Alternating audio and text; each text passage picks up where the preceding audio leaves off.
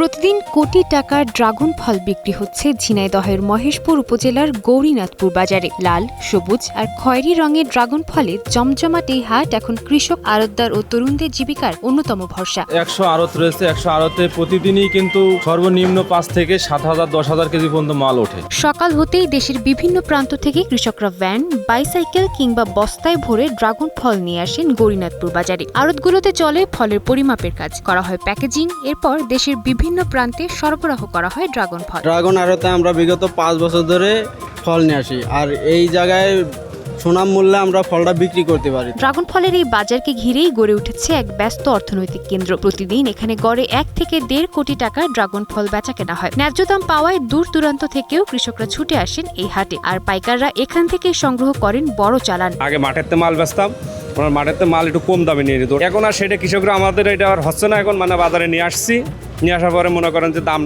একরের দাম ফেলছে ব্যাপারীরা। শুধু কৃষকরাই নন, এই বাজারে কর্মসংস্থান হয়েছে অসংখ্য তরুণেরও। কেউ ফল মাপছেন, কেউ গাড়ি থেকে নামাচ্ছেন, আবার কেউ প্যাকেজিং এর কাজে ব্যস্ত। অনেক শিক্ষার্থীও পড়াশোনার পাশাপাশি এখান থেকে নিয়মিত আয় করছেন। 2023 সালে মাস্টার শেষ করেছি। আমার মতো কয়েক হাজার এখানে বেকার যুবক আছে যারা এইভাবে কর্মসংস্থান তৈরি করে নিচ্ছে। নিজের বাড়িতে বসে না থেকে এখানে এসে কাজ করছে।